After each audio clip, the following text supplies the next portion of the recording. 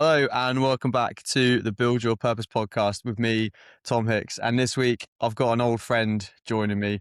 We first crossed paths working together on the Sussex under-16s rugby programme and at a school down in Hove in Sussex, where even then it was clear he had a real passion for coaching and developing people through sport. From there, we worked on the Sussex Women's County programme and into some pathway coaching with Ealing Trailfinders. And now he's gone on to do what so many coaches dream of, stepping into full-time professional rugby as a Director of Rugby for Leicester Tigers Women's, leading at the elite level and living and breathing high-performance sport every single day. Fraser Goatcher, it's been a long time coming. Welcome to Build Your Purpose. Thanks for having me, Tom. Thanks for having me, mate. Oh, mate, pleasure is all mine. What Thanks an for taking time. introduction. What an introduction. Bloody I know hell. you. Well, the introduction speaks to what you've been doing, mate, and it's class. And Yeah. I know you're a busy man. You've got lots of meetings coming up, so we're going to jump straight into it. And we're going to start the same way we start all conversations on Build Your Purpose, with the intention of finding out what drives you, and that's by asking you, Fraser Goatcher, what is your purpose?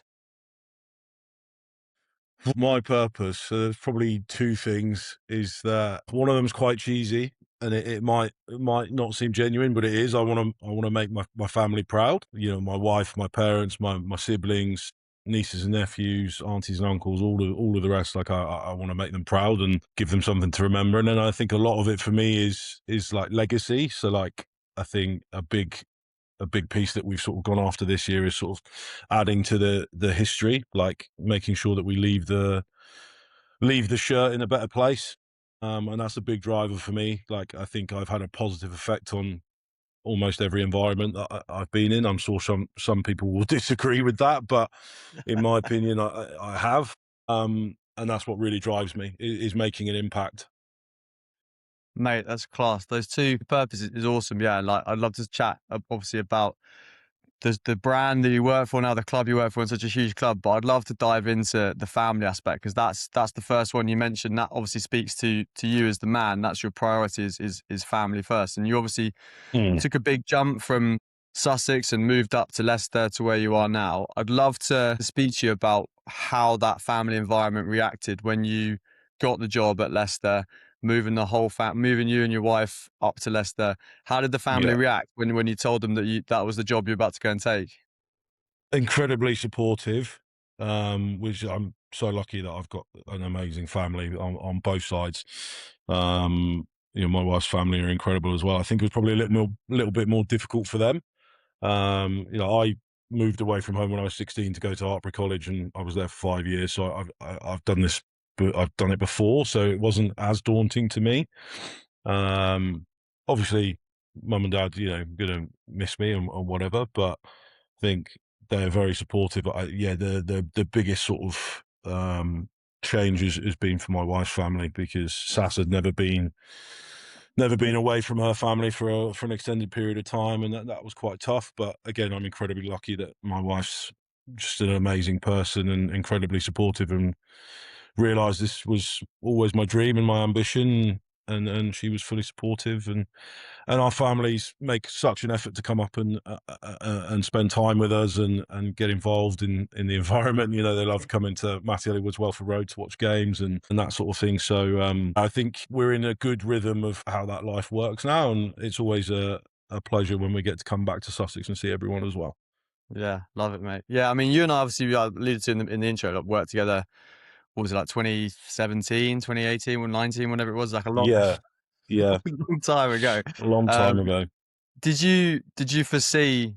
Obviously, we both worked in rugby full time, and obviously both of us had, dreams of obviously going into the professional game. But I don't remember you and I ever having lots of conversations about it. I think it's obviously those dreams that we have. You could sometimes keep them internal. Did you always have your eye on the prize in terms of this being the actualization of a long-term ambition, or did it kind of come around naturally? What was the process of acquiring the role you've got now? Yeah, I think in the back of my head, I always knew that I wanted to get to this level. Did I think it was going to happen as quickly as it has done? Probably not. Did I see myself way back when going down the women's route? Probably not. I kind of just luckily fell into that, which was interesting. I think in terms of getting to this place, like obviously I took a punt by taking a rugby development officer job with Leicester Tigers, because obviously I was working at Heathfield and Maldron as a club development officer, and just needed a change of pace. I did that for 8 years and needed something different, and the chance to work for Leicester Tigers was one that I couldn't really turn down. And then through that, so sort of always been involved with the women's program here. So when I first joined Tigers, their women's program had only just started, and was still in the championship, so it was still a grassroots program. So I was involved in some of the coaching there. Then took up a role at Brooksby College, which is our like feeder academy college, coaching the boys program there. But alongside that, I was also head of the women's pathway. And then as part of that role, I was coaching Lichfield Women, which Lichfield in itself, I mean, that was an absolute honour, because in terms of women's rugby, like there isn't a more historic club than Lichfield. And then through that, was offered the role here when it became available. So it was a bit of a weird one. It all happened very quickly, but you've got to roll with it and take those opportunities. And yeah, absolutely loving it, mate. Yeah, mate. I mean, you say it's like, it's happened quicker than you thought, but you said that you were at Heathfield for 8 years. You did the time in grassroots rugby, and I think that's a really key lesson for anyone listening, is that sometimes, well, that phrase that everyone always talks about, isn't it? That people say that you're an overnight success, but it takes 8 years to get there. They say that players become an overnight success, but they don't see the hard work that's gone in. And I've obviously knew you still, back then you were doing, Tuesday nights, Thursday nights, Wednesday nights, Saturdays, Sundays, full time in the day as well at various different schools. Like, you grafted, mate. That's the thing. You grafted, and you worked on your craft, and obviously you've now deserved to get the opportunity you've got. I'd love to know the difference, if there is any, and what they are, between the job that you had at the grassroots level to now working with elite level players. Because I often find players are players, and everyone wants to win, and their motivations are similar, but there's just something that there's a little extra couple of percent sometimes in the top levels of sport. What's your experience of that, from coaching from grassroots stuff now up to the top of the table in terms of elite women's rugby? There would be two things in particular, and just the first one is probably quite an obvious one, but the pressure behind working in a high performance environment, having a badge like that on your kit, it comes with a lot of pressure. And I've spoken quite a lot around this stuff on I'm currently doing my level 4 coaching, so there's been quite a lot of stuff around the psychology behind that and how to deal with that pressure. A grassroots sports, like, there isn't any particular pressure apart from the pressure you put on yourself to go and win. But when you get into that high performance elite environment, like, you've got stakeholders, board members, fans, and the players themselves, like, that are all looking at you, wondering why you're not winning, or wondering what we're going to do next. It's a pressure that I've learned to welcome. At first it was pretty daunting, but no, I quite like that pressure. And then the second thing in terms of players is more just like that. With 90% of them, it's that want. The want that gets them further. They want to be at that top level. They want to learn. They want to get better, and that's what makes the difference. That's really what does make the difference. Obviously, grassroots players, there's some fantastic grassroots players out there. Players that could probably come and play in the PWR if they wanted to, but they don't. They're quite happy just having a social and having a beer afterwards. Yeah, probably the difference is that want and that competitive drive. Yeah, awesome. I mean, you said there about how the pressure obviously is one of the elements that's different, and you said there that you've learned to welcome the pressure. What's the process been? And obviously you're working through level 4, and there's a huge amount of psychological aspects to that. It's not just coaching on field. It's not just planning sessions. It's how you interact with players, and also how you manage yourself. How have you learned to lean into that pressure and welcome it? Probably. So you know me, Hicksy. I'm quite an emotional bloke. Like, I let my emotion, my heart on my sleeve, all that stuff. But probably learning to be able to take myself emotionally out of a situation and out of a scenario, and just think about it as logically as I can.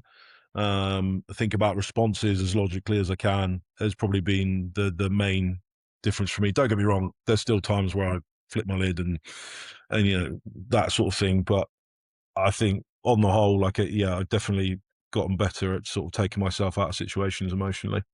And And do you think that's the key to welcoming pressure, is just remove yourself, take a step back and look at it from an objective perspective?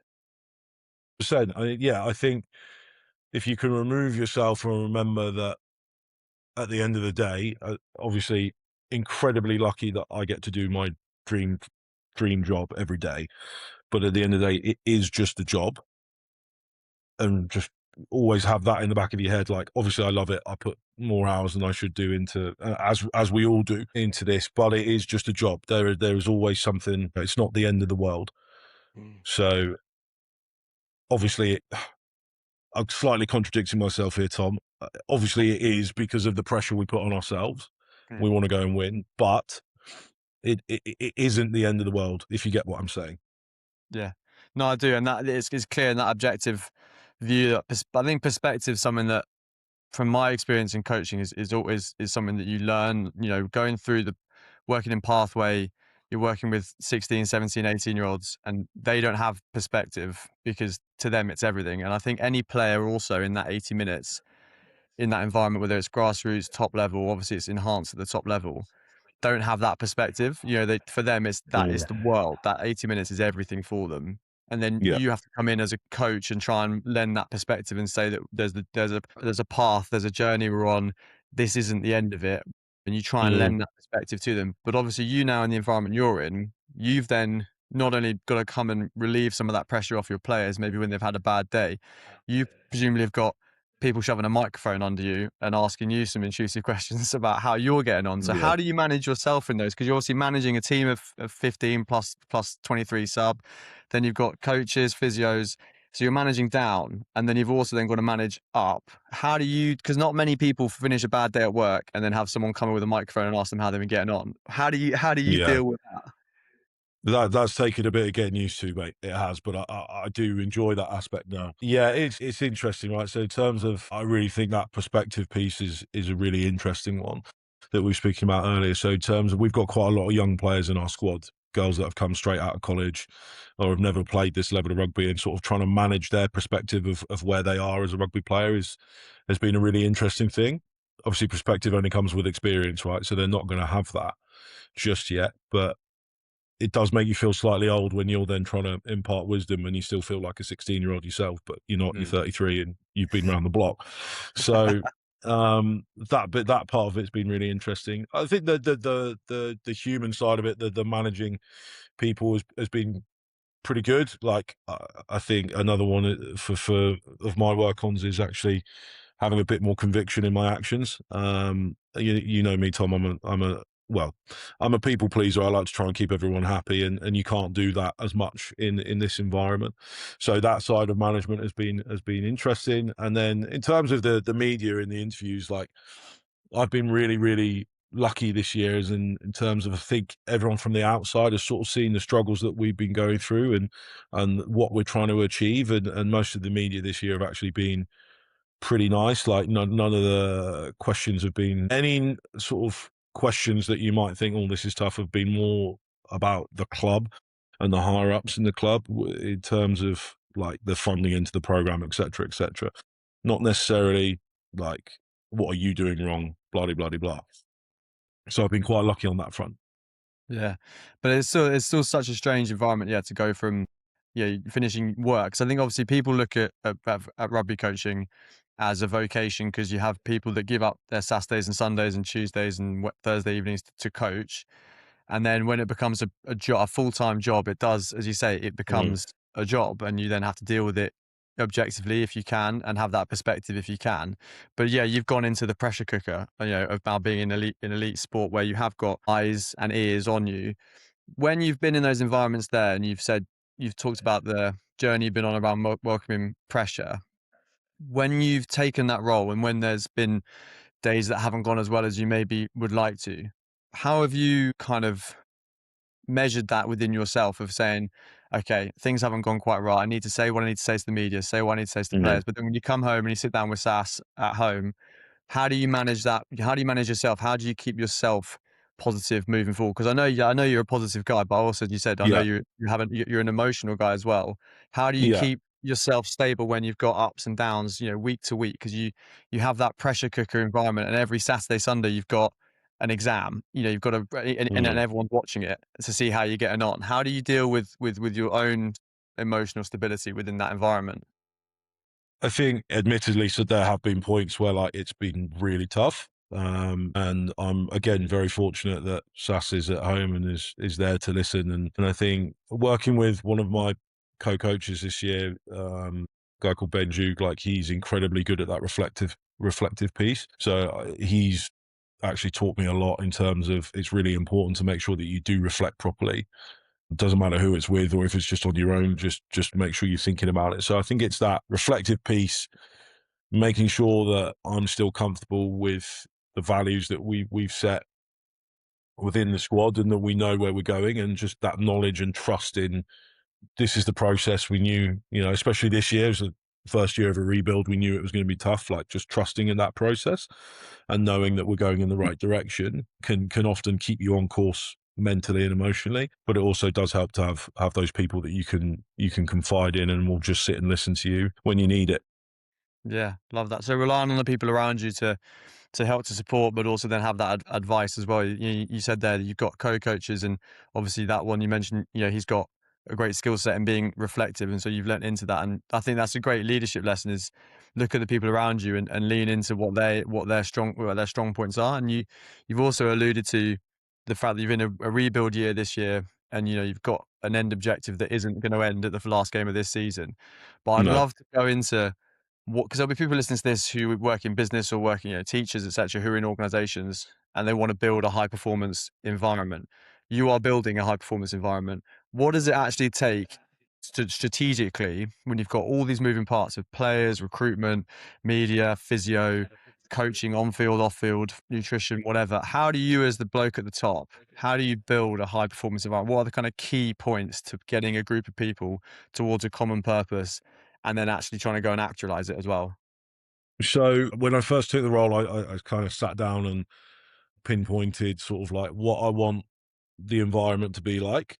And number one was we've got to have good people in here. Like we've got to have genuine good people. So then that makes recruitment quite simple in terms of, qualifications obviously do matter, but I need to get to know that person because they've got to be a good person. And I've been really fortunate with the staffing group that we've had and especially the playing group. And then once you've got those people on board, you can sort of start to get them to buy into your vision. So coaching wise, like what we want to go and achieve on the pitch, how we want to play, the players that we want. Now that was really tough this year, mate, because when I came into the role, there was one member of staff left in the program and 26 players had left. Yeah, so we Wow. we had 2 months to put everything together. So I'm super proud of what we've done with the group that we've got and the staffing group that we've got. But this year was very much our foundation stage. So yes, obviously we want to go out and perform and be competitive on the pitch. But for me, I was very conscious of we need to lay a good pathway foundation, and we need to get the staffing provision right going forward. And obviously, we've done that with our pathway, like our under 23 program, our partnership with the University of Nottingham, our partnership with Lichfield Rugby Club is only like we've signed a couple of girls into the main squad from the under 23 squad already this year. So that pathway is only going to get stronger now. So I'm really proud of that, and the guys that have been leading that have done a fantastic job. Um, and this time has now allowed us to actually go pinpoint, right, these are the players that are going to make a difference for us. Let's go get them. Here's some staffing changes that we could potentially make. Let's do that. So it's been pretty interesting. Year one was always foundation, and I think we've achieved that. So years 2 to 3 is visibility, sustainability, fan base, and performance will be the four targets to go after in years 2 and 3. So by the end of year 3, like the target is definitely we should be finishing within the top 6 of the PWR. So the plan is working at the moment, but let's see what happens. Yeah, love that. I mean, you've obviously got that 3-year plan. You've had buy-in, obviously, from the club and people around you. But walking into the environment there, you said 26 players had left and there was one member of Yeah, staff that had left. For you coming into it, obviously, it's a new role for you. It's a new environment for you as well. Obviously, you've been involved in rugby for a very long time, but going into a full-time professional elite level environment, Was that what were you expecting to see something a bit different? Obviously, you would have gone into it knowing that there'd have been those changes, but how was that first day coming into Leicester with such a huge challenge ahead of you, but also not just the on-field stuff, but you then got to rebuild a squad of players and coaches. What did that feel like, that to day one of putting on the Tigers tracksuit and then thinking, right, let's get cracking? How did that feel? It was exciting, actually. It was really cool. I think there were times, don't get me wrong, sort of a month in where we were just like, is this actually going to be doable? In terms of the playing squad, the staffing side of things was relatively simple. We managed to get that done pretty quickly. But yeah, it was an exciting challenge, mate. It was a very exciting challenge, and it was one that I'm proud of the results that we've got from it. So yeah, but don't get me wrong, there were times where it was like, this is interesting, but it's all worked out pretty well, mate. Yeah, mate, 100%. I've loved watching like how you've been getting on over the last year or so, and obviously you dropped me a message when you got the job, and I was buzzing for you. I thought it was this. I thought you absolutely deserved it, mate. Because working with you Thank for you, mate. all those years, like good people deserve good opportunities, especially when they're talented like yourself. But you've now gone into this environment, and as you say, you've had to adapt, and you've had to come in and deal with that rebuild, and you've obviously your leadership style is evolving from coaching Tuesday nights, Thursdays at Heathfield, and then obviously being DOR at Lichfield to now. In terms of you as a leader, what style of leadership do you try and adopt, and have you adapted that because of the environment that you're in now compared to what you were in before, or have you always been pretty rigid in how you lead, and this is Fraser, and this is how I go and do it?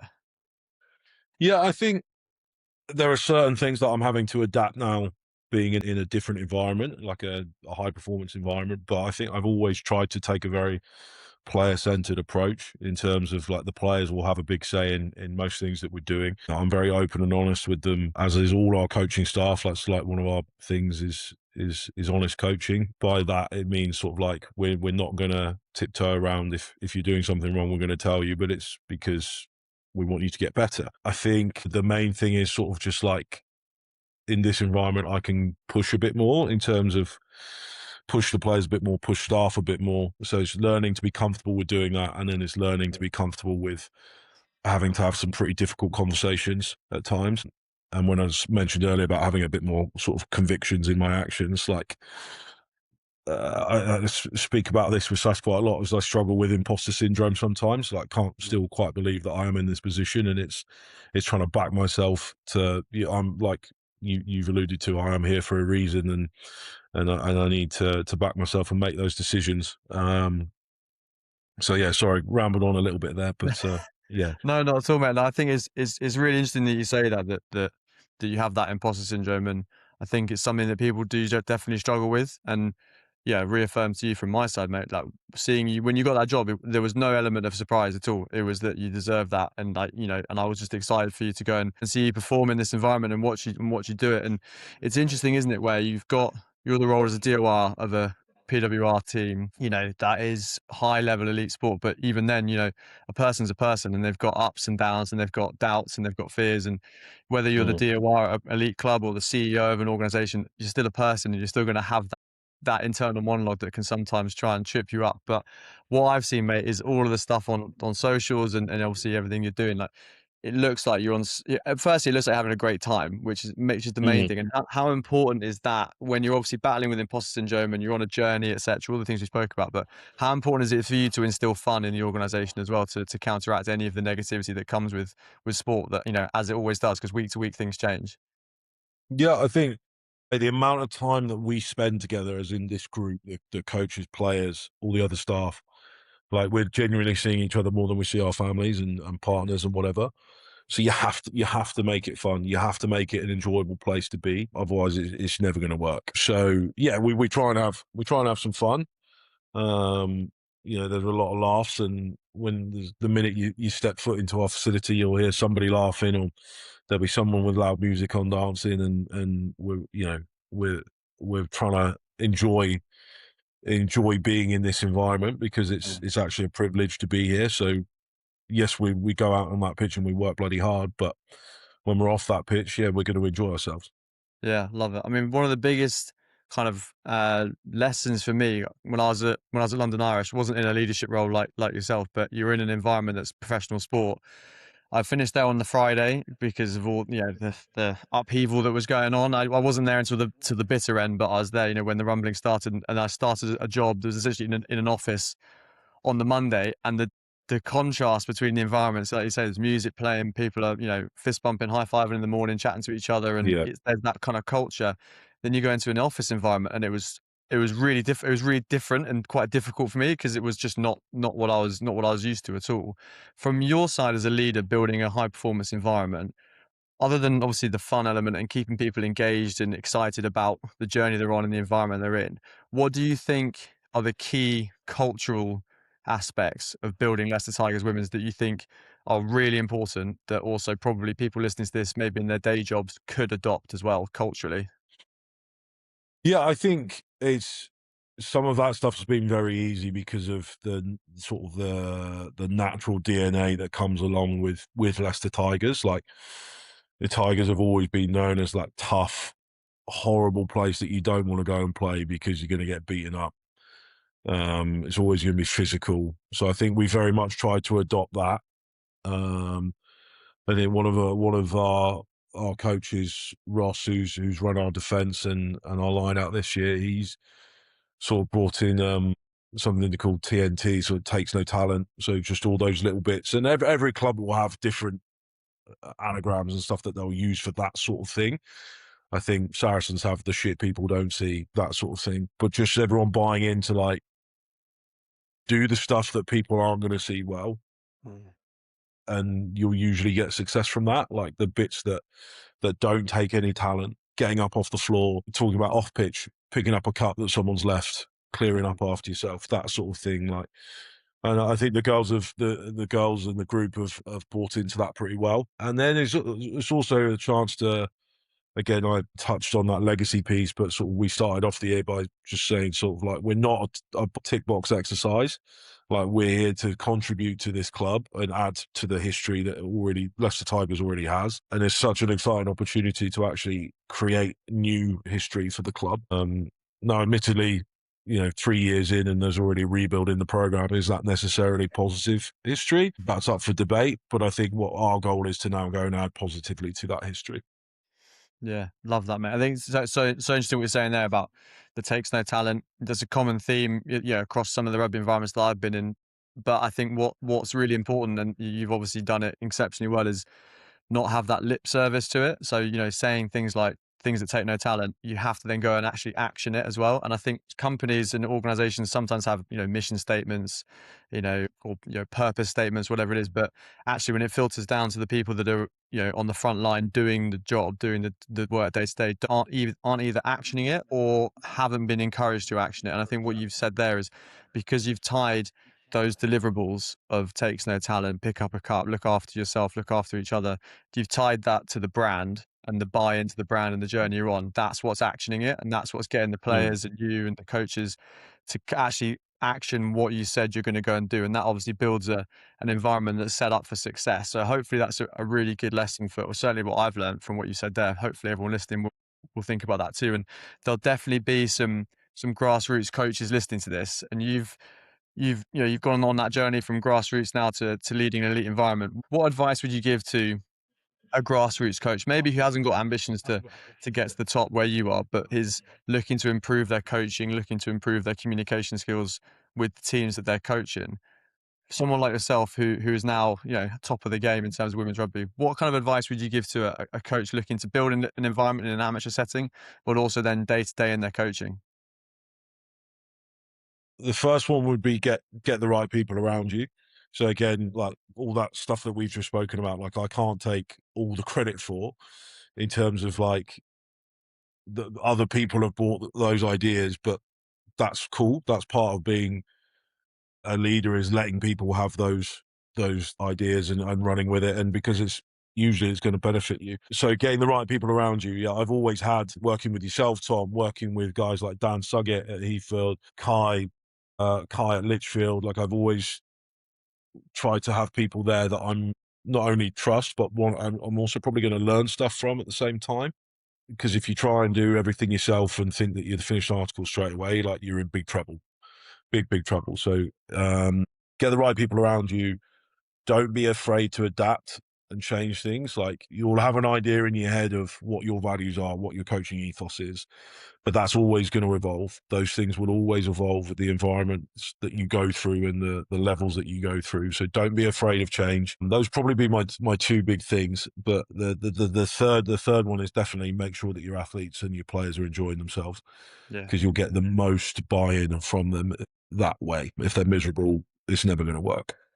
Yeah, 100%. Man. I think it's such an important one that you mentioned there at the end. Like, yeah, is the fun element, and I think it's interesting when you speak to players that have gone through the pathway program and are now playing elite level rugby. So many of them say just make sure from the age of like 15 to 18, and before that as well, you're enjoying it. That because if you enjoy something, you're going to do it more often. Whatever it is, Yeah. tennis, rugby, chess. If you find joy in that exercise, you're going to do it more. And obviously, inherently, the more you do it, the better you're going to get at it. And the coach's job is to facilitate that environment, facilitate the joy, and then also just give them a little bit of movement towards better practices. And that's such an interesting way of looking at it. And hopefully, a coach is looking at it, say, okay, is my Tuesday night session fun? And hopefully, potentially also in the business environment that people are in, are people enjoying themselves at work? It's not always going to be enjoyable, as you said. We usually lose there. Leicester is the reputation is tough. If you want people to not enjoy coming there as an opposition, so you need to be tough and do the hard yards.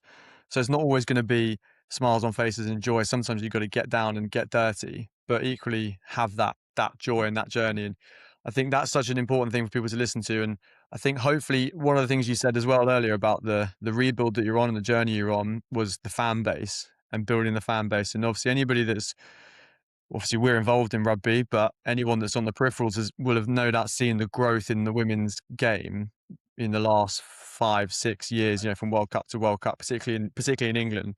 From you now being in it, and you're and a key player in that environment, how's that journey been for you? Because obviously everywhere you see on social media now is superstars in the women's game. What's that like for Yeah. you to be involved in that? It's amazing, mate. It genuinely is incredible. So, like when I started my journey in women's rugby, in 2016, when I started the women's team at Heathfield, like women's rugby was still just like something that you would occasionally see on Sky TV. It was never on free to air. Like they were playing at really small championship club venues. Like it was just not a big thing at all. And the way that it has grown, and I think to be fair to the RFU, like they've done a fantastic job with their commitment to the women's game and the Red Roses, and knowing what they're planning to do going forward, sort of being in that environment. Also, I won't say too much, but there's some super exciting things Mm. coming. Um, what I think has been the biggest change, in particular, is the way that obviously it went through a few different incarnations. It was the Tyrrell's Prem, it was the Allianz Prem 15s, but now it's the PWR. But the way the PWR have marketed that league and what they've turned it into, which is now the best domestic women's rugby league in the world, that has been a major factor to it. Obviously, you look at the World Cup effect, and you've seen that effect on attendances throughout the PWR. This season has been so much better, along with the viewing figures. But it's been pretty cool to have been part of that journey through grassroots and into sort of the elite side of women's rugby. It's been really cool to see. Yeah, mate, it's class. I mean, I think everyone listening to this will have seen the rise in women's rugby. And you said there's some interesting plans coming forward. And you obviously can't say too much about what those are. But for you being involved in it and seeing the growth, how excited are the players about that? Because obviously that's their career as well, and they're looking up, thinking, as you say, you've signed some from the under 23s, you've got some players, a youngish squad. How excited are they about the whole the world of opportunities that's opened up in front of them? Yeah, I think this next generation of the girls coming through is probably the first time that they can actively look at rugby as an actual career path, which is an amazing thing to say Mm, for women's rugby. Obviously, still, if you're going to make it a full time career, then you probably need to be a Red Rose or an international player to get centrally contracted. We are not that far away from women's rugby, club rugby in the PWR being a full time programs and people love being it. able to be full time athletes. So that's pretty special, and I think it works on both ends. So the players coming towards the end of their careers have been there through the rise of it and are now Mm. sort of in a place where they're like, this is super cool to be part of this and see how it's come on. Whereas the younger players are like, I could go and make a career out of this. I can be a full-time rugby player. And probably the older players give the younger players that appreciation of where the game actually is now, because they'll hear Yeah. the stories of, we used to get shoved on the fourth team pitch at 9 a.m. in the morning because no one wanted to watch us play, sort of thing. Do you know what I mean? So it was no, it's super cool. The girls can see what's happening and super excited about it.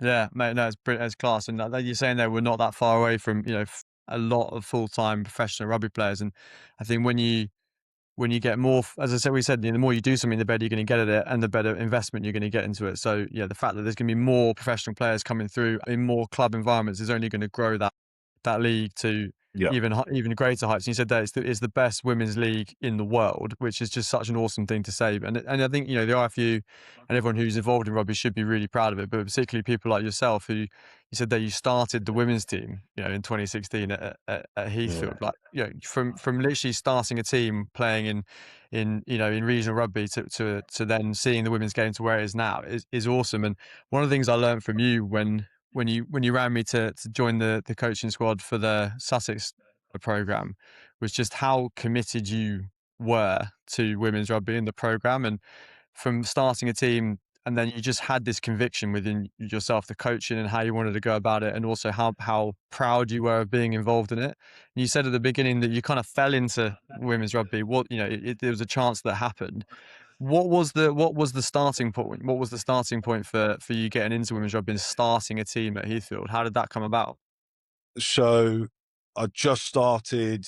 I've been, I was part of Heathfield since I was 8 years old. Like it's my club, and it will always be my club. I ran out for their second team a couple of weeks ago when I was home, just because I wanted to. Like it was class. Like it'll always be my club. But I just started working for them full time as that club development officer. And I was literally knew a few girls from the local gym, and I think one night on a gym social, they decided they wanted to get together and chuck a rugby ball around and see where it went, and they genuinely just came up to me and asked me if I would facilitate that, if I would run a coaching session for them, and I said yes, and genuinely a month later we were playing in like little small sort of 7-a-side tournaments, and then it just went from there, mate. And now like that team that he filled, like they're the highest ranked team in Sussex, and like Dan Suggett's done a fantastic job with that group. But to see where that program has gone from when we started in NC3, when they're, you'd rock up and play against 10 people, Mm. to they're in the third tier of women's rugby now, is pretty special. It's something I'm really proud of, and it's a part of that legacy piece that Yeah. we spoke about earlier. Yeah, of course, mate. Well, you should be. I mean, obviously, to build those programs, you need players who are talented, committed, but you need someone that's going to craft it and guide it, and that's obviously you. And I had the pleasure then of continuing with the Sussex program that Dan then led, and we culminated last year getting to Twickenham for the final. We drew 50-0 and then lost on penalties, and that was an interesting Yeah, experience. But having never been involved in a penalty shootout in rugby before, and no one really knew what was going on, but it was interesting. And I was looking yeah. around, there's a lot of Heathfield players in that environment that obviously started with you in 2016. And so you spoke about legacy right at the beginning as being part of your dual purpose. When you see players that you've coached at all levels and now obviously at Leicester as well, how proud do you feel and contented in yourself do you feel that you've done a good job because you can see it? Or do you still find yourself thinking that you need to do more and battling the imposter syndrome more? Because for me, looking at what you've achieved, hopefully you should be sitting there thinking, I'm doing a good job here. No, yeah, for sure. I think I've learned to appreciate what I have done and the impact that I have had. So the most recent one, for example, mate, I don't know if you remember him, Jack Dory Palmer, the hooker Yeah, yeah. from, He's yeah, just he's signed at Leicester, literally isn't just signed a Leicester. And I went straight to the head of recruitment and was like, I coached that kid back when he was 16 years old. We moved him to hooker. I'm very good at my job, and he? walked Yeah. out. No, I didn't really. But just little things like that when is really cool to see. Like you've had an impact on someone's rugby journey, and it's been a positive one. That's really, really cool. It is Yeah. always cool. But I think I'll always struggle with that imposter syndrome, until I've been in this league for however long. But yeah, I definitely can appreciate the good impacts that I've had. Oh, mate, that's good to hear because you definitely have, mate. Mm. Yeah, and like I say, just following on your coattails of the Sussex program, and obviously, as I said, Dan leading it. Those environments have benefited from you for years, and obviously, it's been carried forward by players and coaches that have been under under your mentorship as well. So I'm really pleased to hear that you are finding a bit of joy in looking back and thinking, yeah, I've done a good job. And it is strange, like I feel old Thank you, now, mate, when I see mate. players like Jack Dory Palmer who's signing a pro contract, and there's other players that we've coached that have gone into professional environments. I'm thinking, yeah, hang on a minute. Like we're now, as I say, we're now getting long in the tooth, and we're the ones that are Mm. providing that perspective when we're still battling with it ourselves. Yeah, It's a tough balancing act, isn't it? exactly, mate. It definitely is. But I think I'm definitely learning to really appreciate that, the wisdom that we now have from our experiences, and being able to impart that is a really cool thing. And although these youngsters might look at you and think, "What on earth are you on about? What do you know?" But you actually do kind of know what you're talking about. But it still doesn't stop you thinking you're still 16 and that sort of thing. But Yeah, yeah, mate, 100%. Yeah, I'm with you on that one. Sometimes, yeah, I forget that I'm not a player anymore, and I forget that I'm not mm, 21, and I'm actually do know a little bit, do know a little bit. And yeah. that's a great moment, mate, to bring it to the closing quick fire questions. I mean, I've absolutely loved catching up with you and chatting. And these questions are just designed to round off the pod with three bits of kind of tangible takeaways for the listeners to think about how you go about building your own environment and building your own purpose. And the first one, mate, is a book that you think should be on all of our bookshelves. Is I'm not a massive reader, but I read a book called The Curious Incident of the Dog in the Nighttime when I was in school, and that I've always loved that book and just the way it was written, and ended up being a stage show and stuff like that. So yeah, The Curious Incident of the Dog in the Nighttime. Love that. Good stuff, mate. And the second is a time in your journey where a failure then led to success. So when I just before I started at Heathfield as club development officer, I was working for a sports coaching company. Left that because of the management that was there, and thought, you know what, I'm going to go and give recruitment a try. Did that for 3 weeks and got sacked, and then fell straight into club development officer role at Heathfield and Waldron, and went from there, mate. So that failure definitely made me realise, actually, no, coaching is what I want to do. Oh, mate, that's class. Yeah, I love that. I really do. And then we spoke just then about how, now we're in our 30s and long in the tooth and providing that perspective. But the third and final question is if you could impart a bit of wisdom to 20-year-old Fraser of things you picked up along the way that you now know that you wish you knew when you were 20, what would you say if you could sit Fraser, a 20-year-old Fraser down, give him some advice? Don't worry about pleasing everyone, is what I would tell myself. Back your actions, back yourself, and go for it. Don't worry about keeping everyone happy.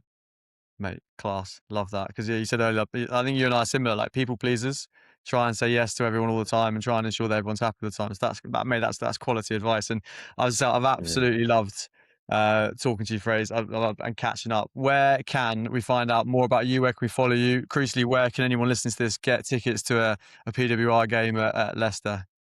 Yeah, if you go onto Leicester Tigers website and go to straight to tickets, you'll be able to find everything there. Um, I'm on socials, that sort of thing. If people do want to give a follow, but yeah, follow the Leicester Tigers Women's Instagram page just to see all about us. Love it, mate. Well, yeah, I encourage everyone to do it and everyone to head up to Leicester and go and see a game and see Fraz in action because yeah, I've had the privilege of standing next to him on many touchlines and it's always been class. So, mate, thank you so much for joining me on Build Your Purpose. I've loved every second of it and best of luck with the rest of the journey at Leicester too. Thanks for having me, Tom. Appreciate you, mate. Love what you're doing. Oh, mate, thanks so much. Cheers, mate.